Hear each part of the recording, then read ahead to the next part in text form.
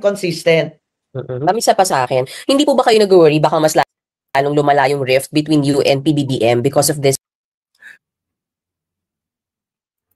political ad highlighting yung mga problema ng kanyang administrasyon?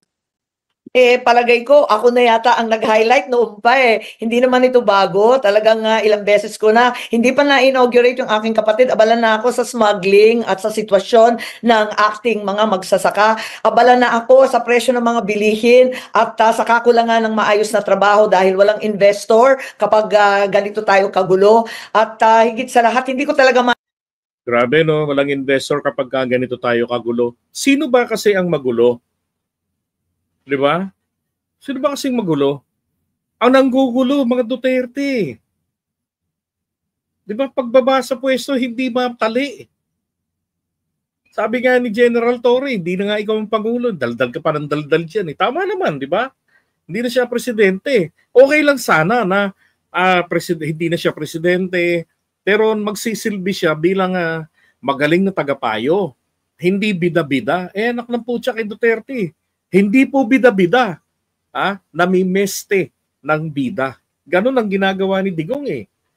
Maintindihan kung ano nangyayari at sino ang namamahala sa palasyo na imbes. Ayan, so insinuation na naman nila niya yan. Ang tinuturo nila dyan, buntot lang si PBBM ng kanyang asawa. Diba? Yun ang ni Amy.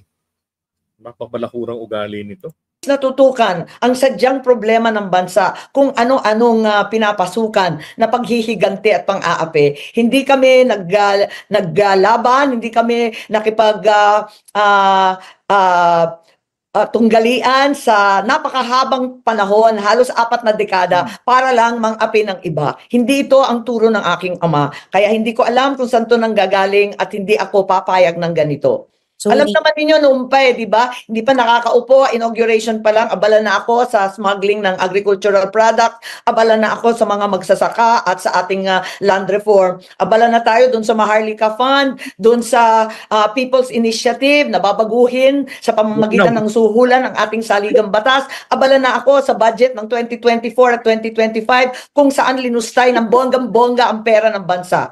Kaya hindi ito bago at siguro maintindihan na lamang ako na hindi na tama ang landas ng administrasyon na nanghihinayang talaga ako para sa akin, malaking trahedya sa amin to.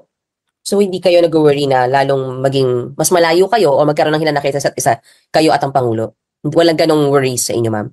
Well, para sa akin, sana wag masamain. Alam ko nagtampo dahil doon sa hearing. Pero kung tutuusin, yung unang hearing, hindi ko naman akalain na yun ang sasagutin nila. Malay ko ba kung anong sasagutin? Kaya nga ako nagtatanong tulad ng sambayanan, hindi ko alam ang sagot. At ang dai-dai nila, padagdag sila ng padagdag, akala ko naman handang-handa.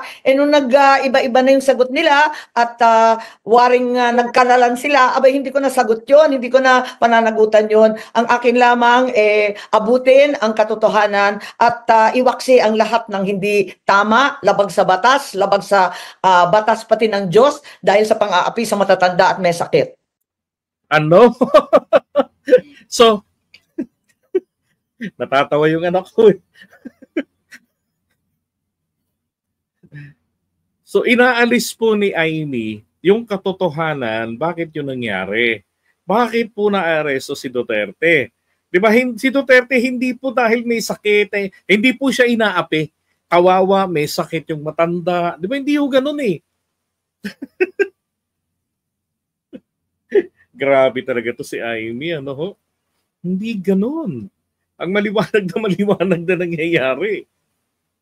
May kaso yung tao eh. Oh, sabi ni Trillanes nga, 8 taon na inimbestigahan, humigit kumulang 8 years na inimbestigahan niya ng ICC. 'Di ba? Ngayon lang nagmaterialize sa administrasyong ito. Oh, ibig sabihin kahit na si Leni Robredo ang naging presidente, nako, baka nga kapag si Leni 2023 pa lang nakakulong na si Duterte doon eh. Maswerte pa nga sila kay PBBM eh. 'Di ba? Nakapagngau-ngau pa siyang nakapagngau-ngau. So, nagpakilala pa niya sa taong bayan at sa buong mundo gaano siya katabil. Pero Amy, for you to tell us na inaapi ni PBBM ang mga matatanda, may sakit, may matanda na may sakit pa si Duterte. Simple lang yan eh. Unang-una hindi enough eh.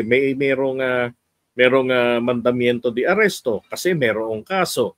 Member tayo ng international community, 'di ba? At member din bahagi tayo noon. Ganon din, nag-member tayo sa Interpol. Matanda pa sa kanya, 'di ba? 19 ano pa? Hindi lang 1950s pa, member na tayo ng Interpol. Oh, and besides, meron tayong batas na umiiral pa rin hanggang ngayon, yung International Humanitarian Law. She studied law. Diba? Magaling naman si Amy bilang senadora pagdating sa mga batas. Ang problema natin dito, selective justice ang ginagawa niya. Hindi niya na nga sinasabi sa atin kung anong dahilan eh.